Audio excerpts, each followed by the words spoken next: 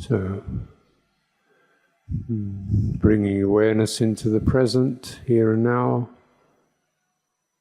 and this yoniso manasikara, considered attention, what you give attention to, what you leave out.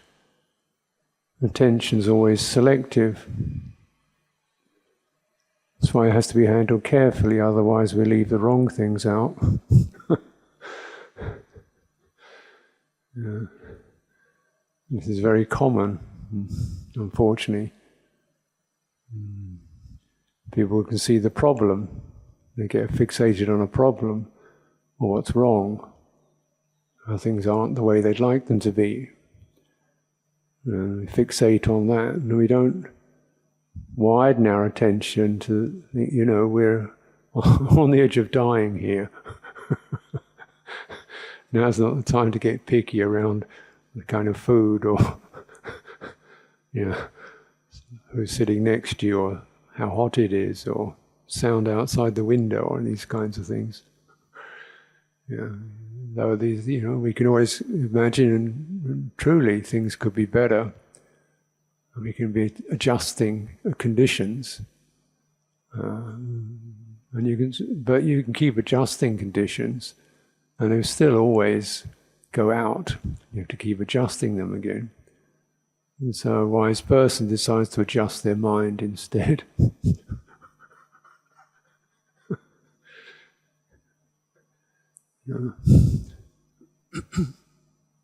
Adjust your attention. So this, because attention is selective, and it has to be handled with wisdom, not compulsion. What's appropriate to give attention to?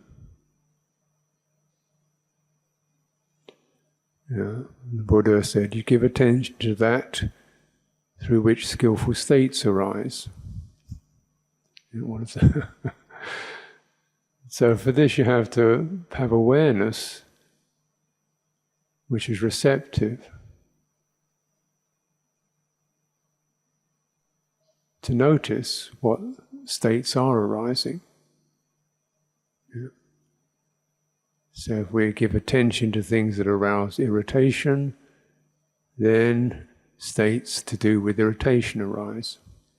If we give attention to things where doubt can be there, what should I do with my life, where am I going, where should I be, what should I do, then you give attention to that, doubt will arise.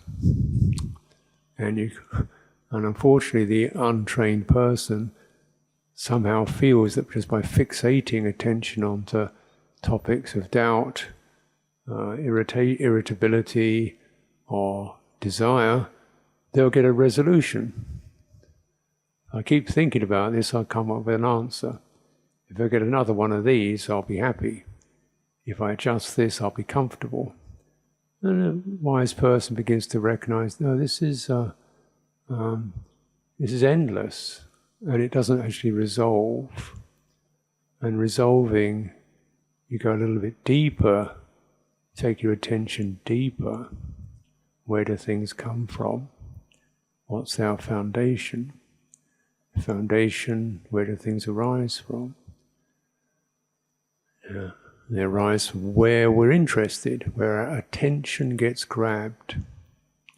And you want to have some say, no, I'm not going to let my attention just get grabbed.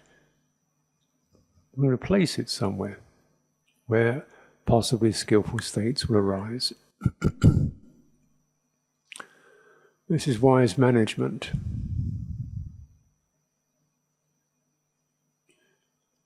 Because whatever you give attention to, your awareness will absorb that, and unskillful or skillful states can arise from that. So, just even without doing anything, the act of focusing attention itself is a source of karma. Right? The Buddha says contact is the source of karma, contact. Right? So, if you place your heart upon, topics that make you angry, then properly, anger will arise. There's karma.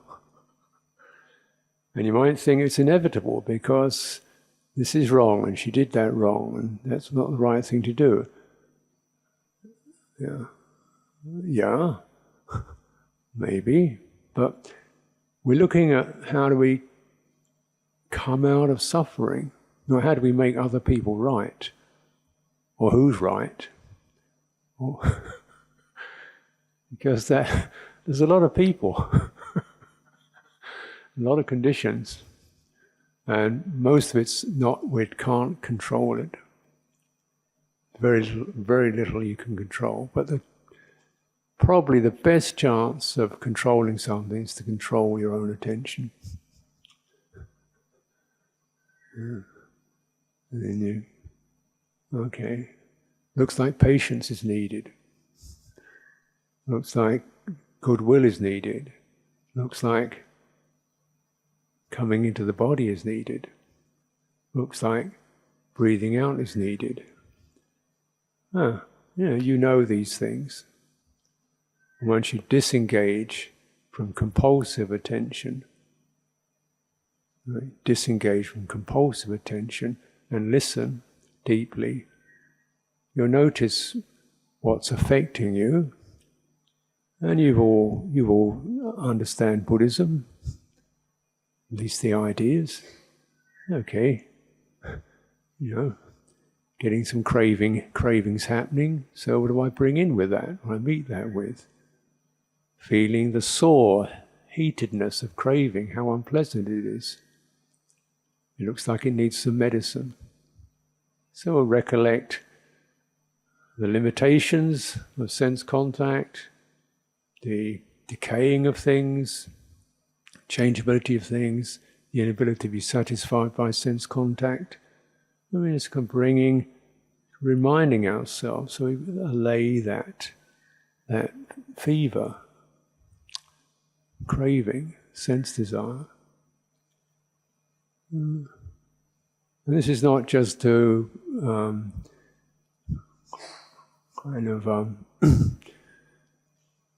keep doing surgery, but to realize, when the citta even momentarily releases itself from craving, irritation, there's a release of attachment. So attachment or clinging affects attention. So attention gets clinging, it clings to things.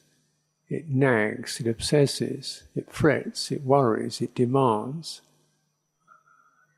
Make it, it can be quite aggressive, forceful, backed up by this intention to get things a certain way. And then just to learn how to release that. Not to suppress it, but to recognize that, because something is needed here. And what is needed, why is there attachment? What is the source of attachment? Craving for stability.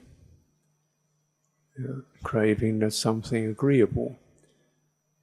Now, is it possible that the release from craving would actually be very comfortable? And the release from attachment would actually create you in a place of great stability.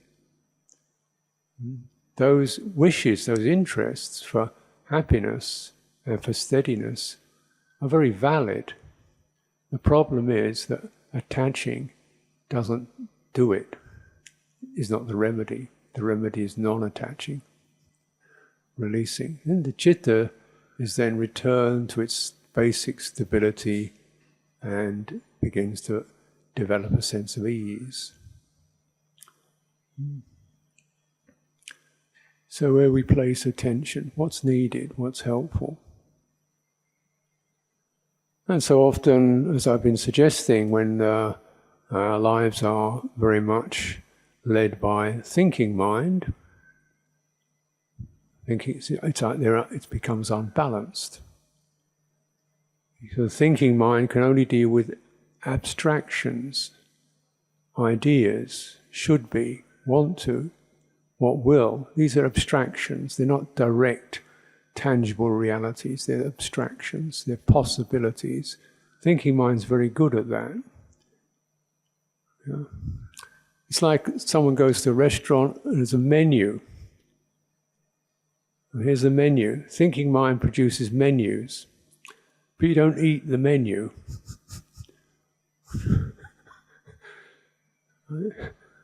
You can look at the menu. Actually, what do you need? You don't need 23 dishes. You just need one snack. And you don't eat the menu. You say, okay, that's enough. Now just really dwell upon that. Yeah, take that in. We're looking for it. So, and the Buddha's saying, okay, you want some sense of well-being and happiness. Recollect qualities that touch the heart. Recollect qualities that touch the heart. Recollect virtues. Recollect the goodwill of others. Recollect skillful mind states, skillful states of heart. Recollect these daily. These will be a source of happiness for you. You want happiness? Here it is. I'll tell you, there's another kind of happiness. Relinquish craving and irritation, calm the thinking mind, and you get the happiness of samadhi. You know, when body feels comfortable, you saturate your body with breathing, with awareness, calm the nervous system, calm the nervous energies. You're going to find yourself feeling pretty happy. And a sustainable, steady happiness. If you want this, this is what you can do this. And we do want it. And the beauty of the happiness of Dhamma is it's not just a pleasant feeling, though it is agreeable, but it also supports skillful mind states, skillful attitudes, skillful transformation of our aims and intentions. And this skillful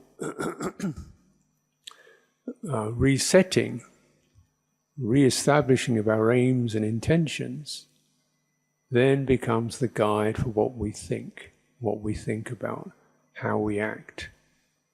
Yeah.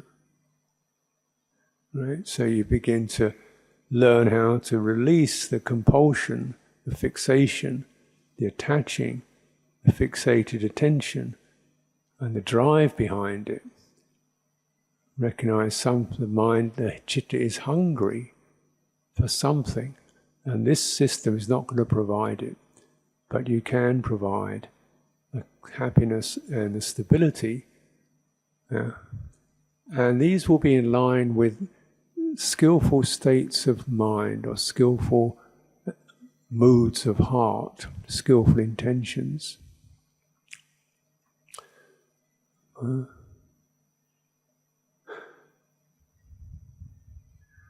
So, and these skillful aims of mind or skillful bases, sankappa, right,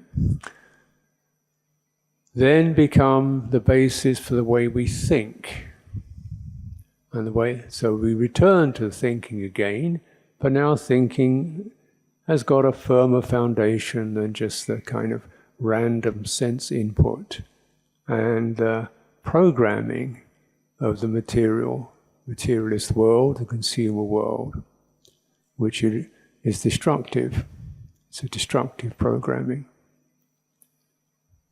If we look in general, yes, we have degrees of physical well-being, but we've left a huge trail. Human beings leave a huge trail of destruction. Most every other animal, we've wiped so many of them out, millions of them, billions of them, and destroyed a considerable amount of the environment, as well as each other, by the billions. Yeah. Yeah. So need a reset.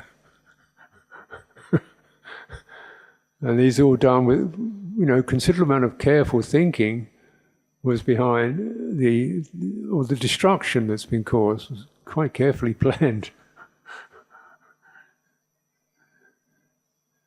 But it wasn't samma sankappa. It wasn't based upon right foundation, right attitude. Right attitude, very simply speaking,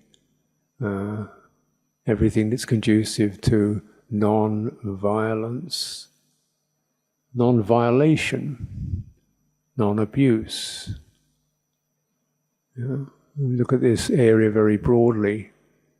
Yeah. Abuse, physical abuse, damaging other creatures, damaging our very life, biosphere in which we live, through not caring for it, sense of taking advantage of it, just siphoning off resources and not looking after being properly responsible.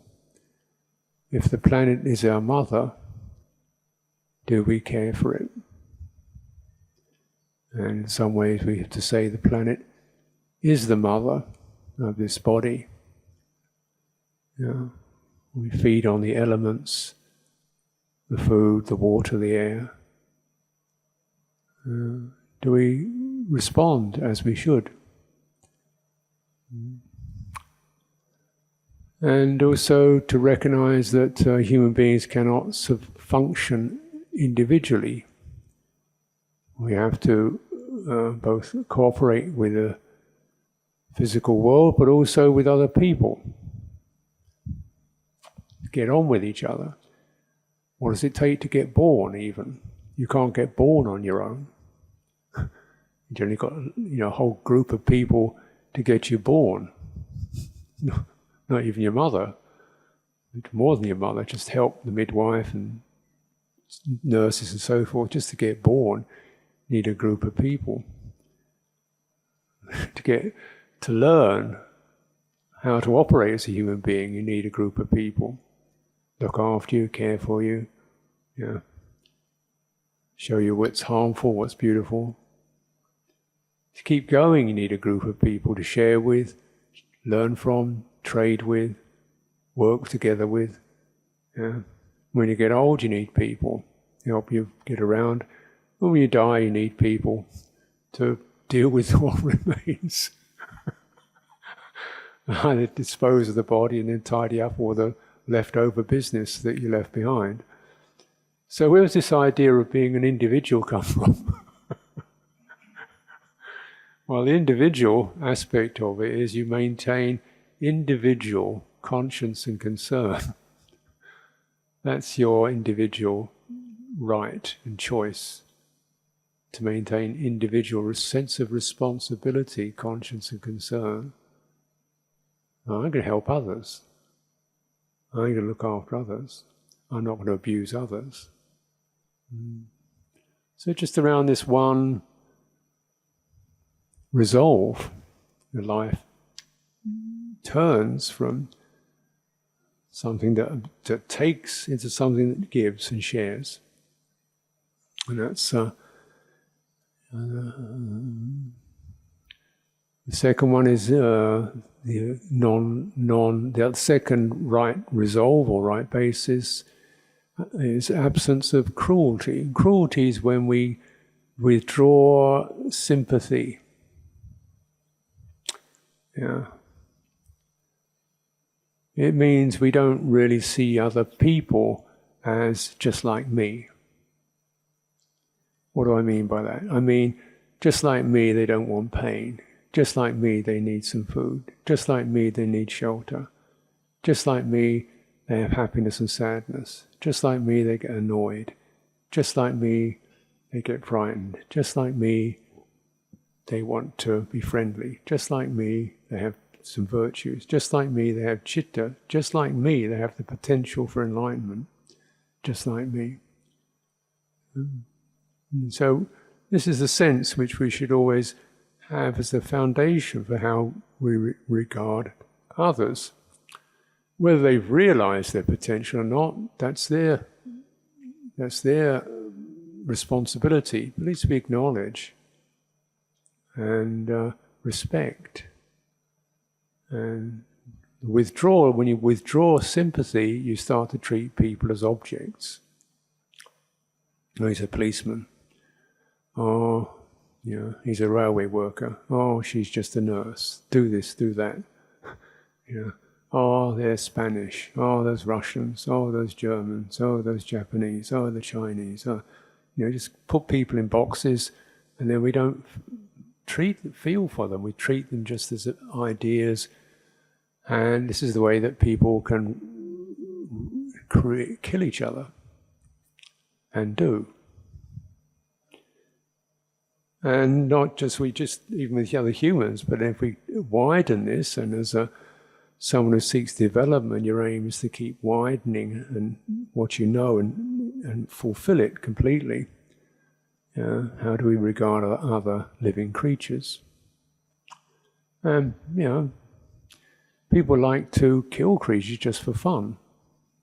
Not even because they're threatening, but just because it's enjoyable to go fishing, or shoot a bird, or shoot an animal, because it's enjoyable. And this is when you have a right resolve, you can hardly believe it, that people could be so insensitive, so obsessed with their own welfare, and so callous towards other creatures. And it's quite shocking to just recognize how far away from awakening people's minds can go. How far away. So these things kind of give us a shock. You think, my goodness.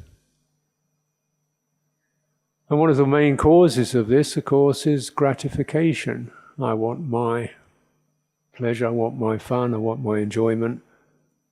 This is, you know, I want to have something pleasing, enjoyable, fun, and so forth. What's wrong with that? Yeah, you get to this. And so, well, this is why we develop the third one, which is renunciation. So my privilege is to be able to say, I'm bigger than that, I don't need that. I find my enjoyment elsewhere, I don't need to hang on to that. These things are, you know, beneath me. I don't need, they seem squalid. The idea of, you know, killing other creatures or drinking alcohol for fun. You know, for crazy. Yeah, even eating just for fun is a bit misguided. Because, you know, food, when you eat food, you're taking it from somewhere. You can't grow it on your own body. You're taking it from the planet. Yeah. So, you know, you're taking something. So you want to just take only what's necessary. If that sounds hard, like where's the enjoyment? Well, the enjoyment is in skillful mind states. So this must always be, you know, you to recognize the innate happiness of feeling clear, free from regret, clear, sensitive, caring, and steady, balanced.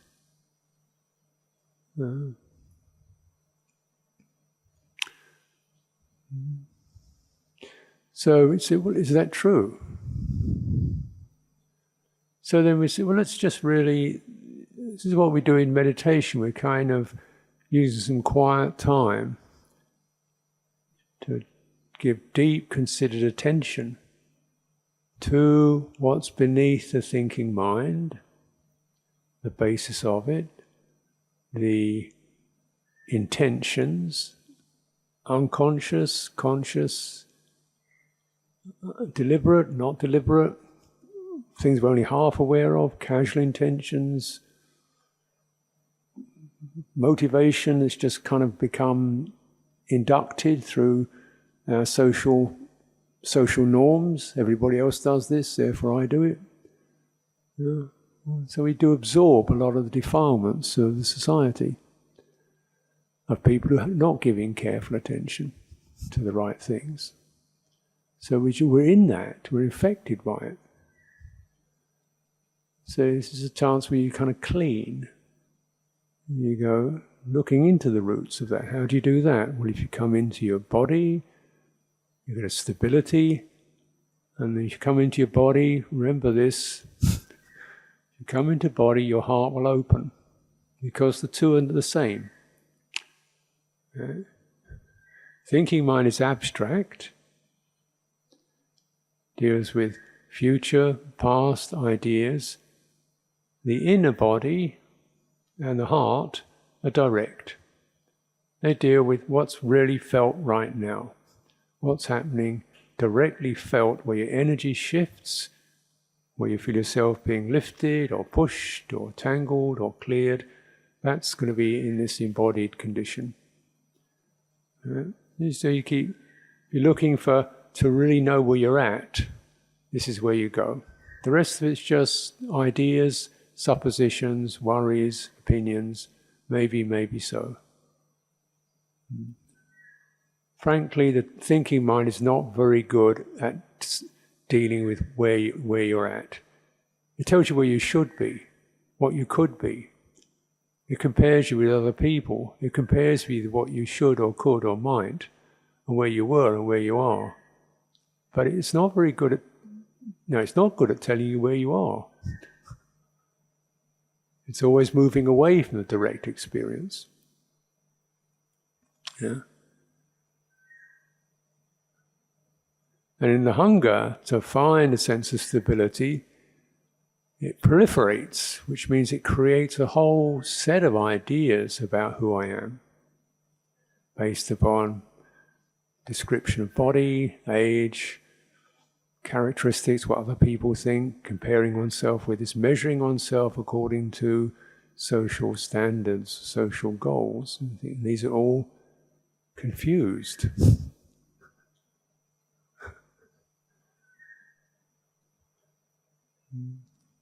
So a wise person realizes they don't really fit in to any of these boxes, these fixed ideas. There's something quite free about it all. They're not definable. They're beyond thinking. They're beyond measuring. They're beyond comparison. Because these are all the actions of the thinking mind. Comparing, judging, making things stable that aren't stable. And when we come into releasing the thinking mind, you sense there's something quite fluid, stable, warm, sensitive. Yeah? And that's that quality, kind of embodied awareness, another phrase you can use if you like these ideas. It'll give you a very immediate, it's like I'm suggesting it's rather like a lake. And if you drop a leaf on a lake, it will shiver. You get some resonance. So you begin to notice how you're being affected. When the lake is clearer, even if it's not very clear, you throw a rock in it, it will certainly create some effects. Yeah.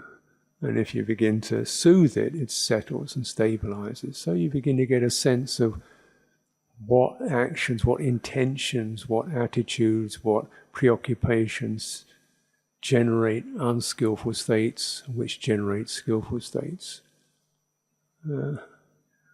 This is a very crucial foundation, because this is where, if you're looking at things like stream entry and on the passage to stream entry, this is definitely, a big milestone. If you know where a skillful state is, you know what it feels like, you know where to find it, then for sure, you're either a stream enterer or on the way for it, because that's exactly what the stream enterer knows, for sure, and they know where to look. And they can get some clear readout. Yeah.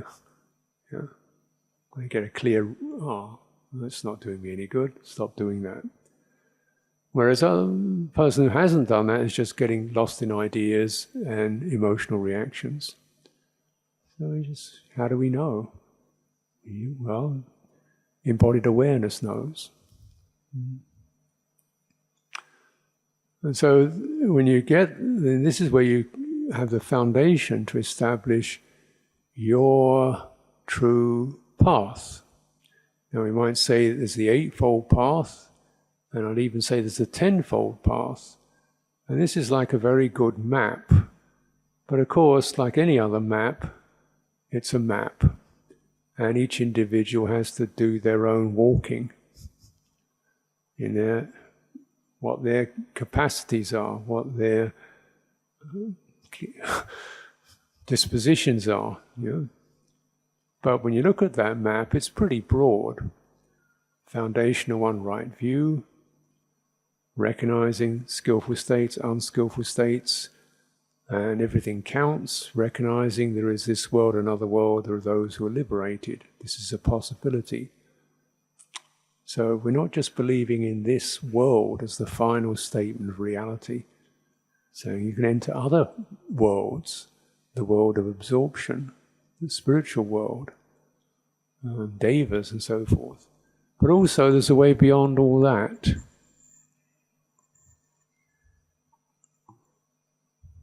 Yeah. Now if we look at, remember, this is again very, not just kind of fantasy. If you look in the Metta Sutta, for example, we were chanting that earlier. In many ways, the instructions there are very pragmatic, able, capable, they're focused, they know what they're doing, upright, a sense of resolve, clarity, moral integrity, right? There's integrity. And they don't deceive themselves, they're not deluded, they don't dismiss things as clear integrity there. Able, upright, straightforward, gentle in speech. These are definitely very manageable reference points that you can. How is your speech?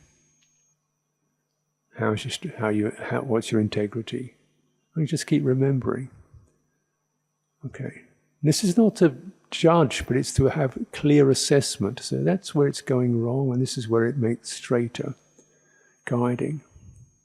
And if you follow that along, it says, by not holding to fixed views, the pure-hearted one, free from sense desire, is not born again into this world. That's right at the end. So we may have kind of got into the peace, the loving kindness everywhere. Yes, very good.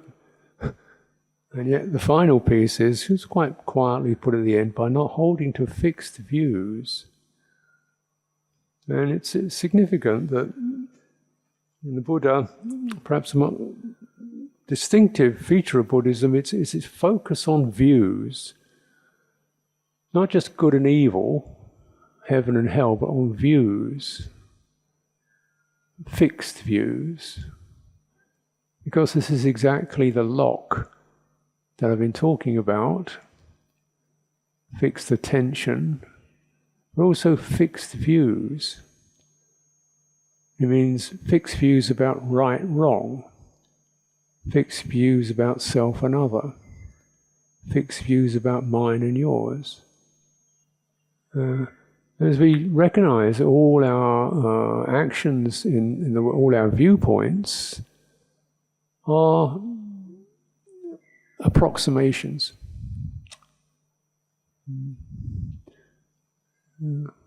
So we don't get dogmatic or judgmental.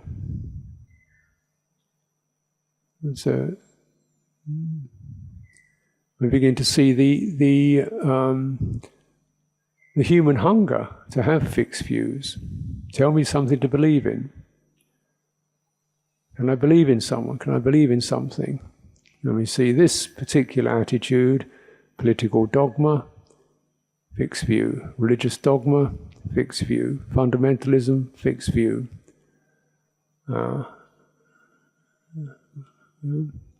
And just creating new views to get fixated upon. And once you get a fixed view, people become insensitive to people of other views.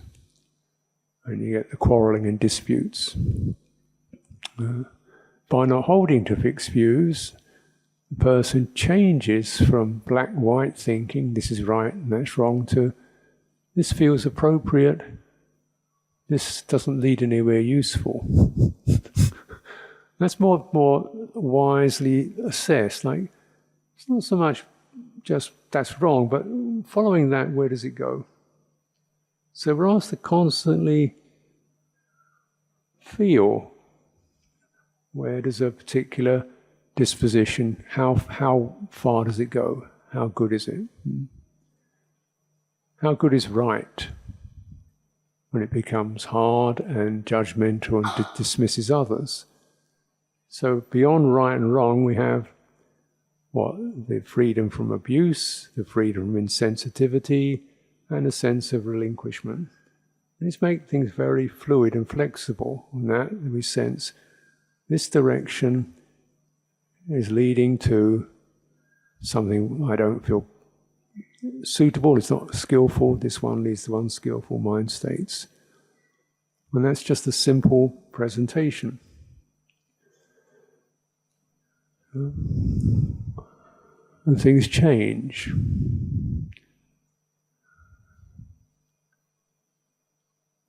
So as we come from a meditation retreat, the protocols and procedures of the meditation retreat, structure we've adopted here, and silence, times, of course, that's just the convention that will finish in a few hours' time. So if you think, oh, this is the way you practice Dhamma, no. This is one way you practice one aspect of it. Right? But if you hold this is the fixed view, this is where we get the Dhamma going, then that means you've just limited the rest of your life. And so it can be like that, can't it, when we get into meditation as a fixed view. What's the right way to meditate? Where should you place your attention? Which system, which is the right system? You say, well, this Ajahn teaches this, that's the right way. Oh no, this one teaches that, that's the right way.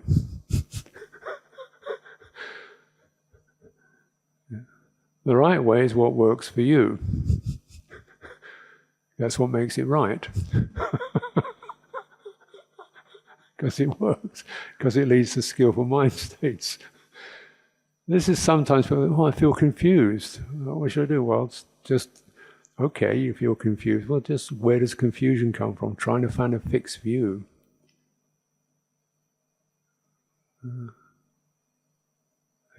Where's the technique? I can push the button and get into stream entry as quick as possible. Well, maybe there isn't one. Maybe you've got to follow the Eightfold Path, take responsibility, cultivate skillful mind states, and, you know, to what extent is it useful to have the idea of stream entry even? When does it become obstructive? When is it a useful view? When is it not a useful view? It's useful when we get the sense of, oh, there's somewhere deeper I could go. And this is taking me to something that's flowing with confidence into Dhamma practice. Then it's useful. But it becomes obstructive. We think, am I a stream enterer? Is she a stream enterer? He doesn't look like a stream enterer. It looks like he's never going to be a stream enterer. I don't think I can do it. Then it's just proliferation in thinking mind, and it becomes an obstruction. So you say, then if you don't need these views, don't have them. Yeah. So Ajahn Buddhadasa, one of the eminent monks in Thailand, a very eminent teacher, they asked him one time, it was a bit gross really, they said, where are you on this? Are you a stream enterer or a non-returner? Or he says, I don't bother with any of that. I just want to know, is there any suffering left? Any stressing left? Look at that, you know. So you recognize that trying to have a fixed view is stressful, isn't it? You're trying to contain with an idea in your head. Yeah?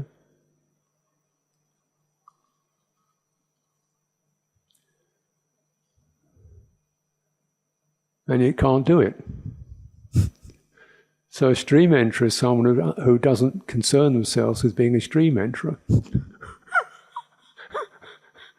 They've put that idea away. They're just looking at where's any degree of irritation or craving. Just keep doing that. You know? And so you've actually got a direct experiential reference to the path you know in yourself, rather than just looking at maps all the time. Yeah.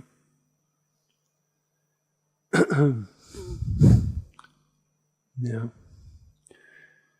So when we recollect the Eightfold Path, I'm sure there's many aspects you can contemplate, but I'd like to just move on to the Tenfold, because this is perhaps the piece you don't hear so much of. Tenfold Path is the 8 first factors, then the 9th is samajnana. Samajnana means fulfilled awareness, that's one translation, or right knowing, yeah, or balanced knowing, or consummate knowing, fulfilled awareness. Yeah. And 10th is samavimutti, right release, right liberation. So again, these are fruitions. Eightfold Path, and these are the fruitions of the Eightfold Path. Now again, with any map like this, one can feel kind of like a ladder climbing up to some further point, and then it's actually more like a cycle whereby every time you get some kind of release, sometime you get some kind of insight, you're getting jnana. Oh. So it doesn't mean it's all over. It just means you're getting that momentary entry into. Right? So even if it's just a moment or a few moments, this is samajnana. It means what? The awareness is not fettered. It's not involved with constant ideas of oneself, ideas and constructions. It's not fettered by sense desire. It's quite clear and restful. And very simple word, I use balance. Balance, it means there's no pressure one way or another.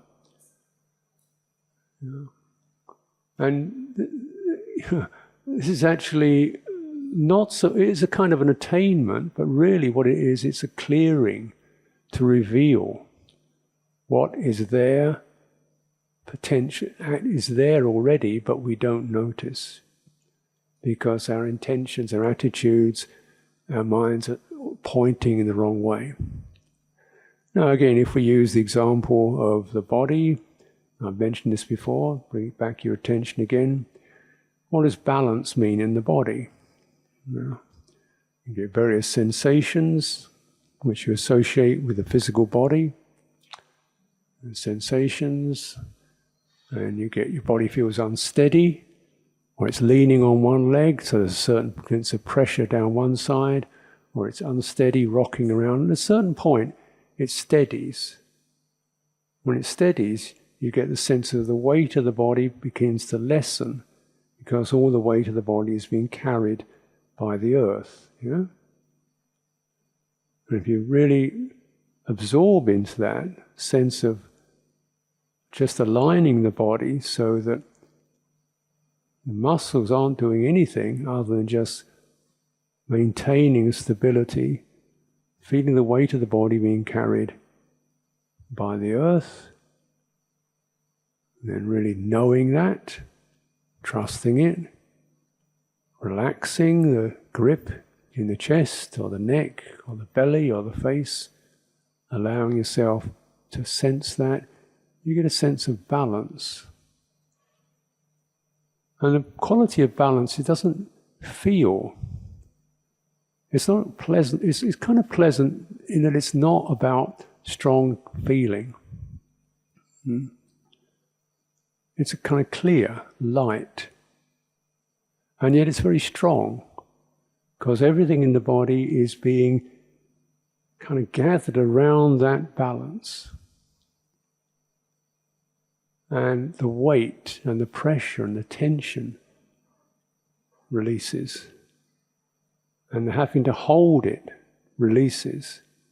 And then you get that sense of, oh, this thing stands on its own. I don't need to keep holding it together. Now, this is something that we can experience through careful body work. And just there, as an example, something very practical, nothing, that esoteric.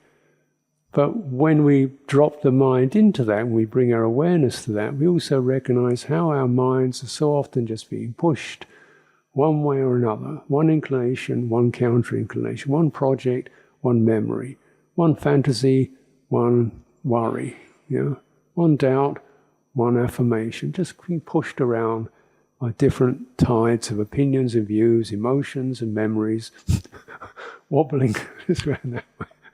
And it's all dukkha. And something he wants to just dismiss it all, but that doesn't work. You just get more agitated. So we're finding, where is the knowing of all that? Awareness of that, which doesn't react. And so the body will lead you there. If you find this place in your body, if you find the balance, the wholeness, and the ease in the body, that will lead your awareness there, to that place in your heart.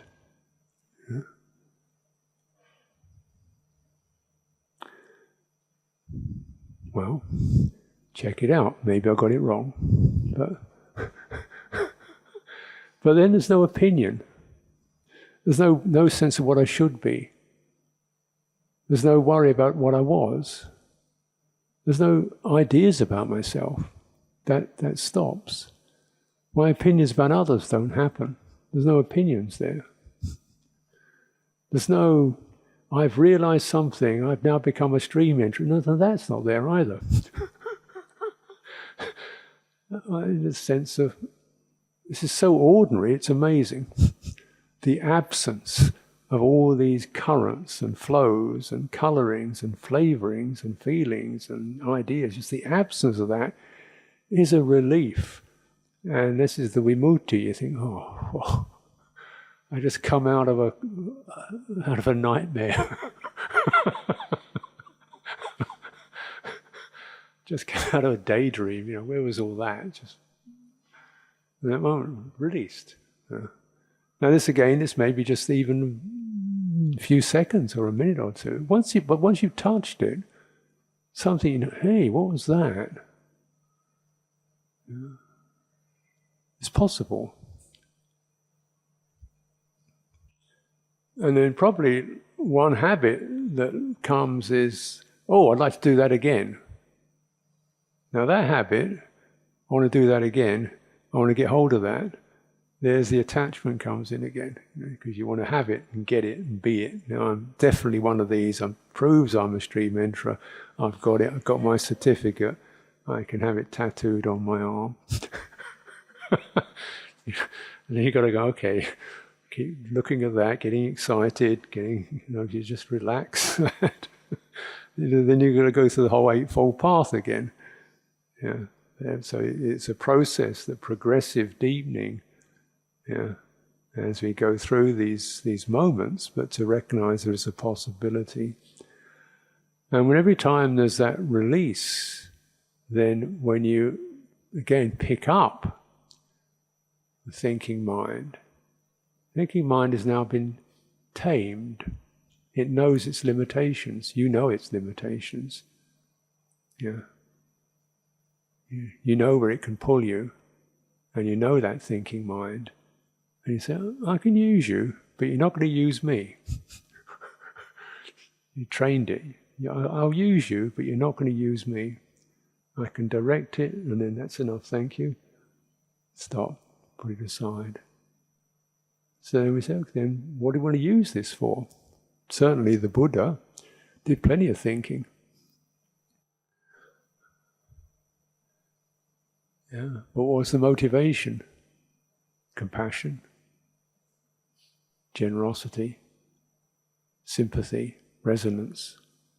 There are other beings who have got some little dust in their eyes. So because of that, then right resolve and then the thinking to try to formulate practices and processes that would be for the welfare of others. So yes, there is right thinking, there's right action, there's right livelihood. And it's up for us to constantly keep checking these features and aspects of our lives, not to dismiss them, not to say, oh, this is all just worldly truth and I'm into ultimate bliss. But these are pathways, necessary factors for right knowing and right release. It places us back in the center of our lives with a sense of responsibility that's not heavy. It's just, what else is there to do? While we have the strength and the life and the capacity, what else can we do with it?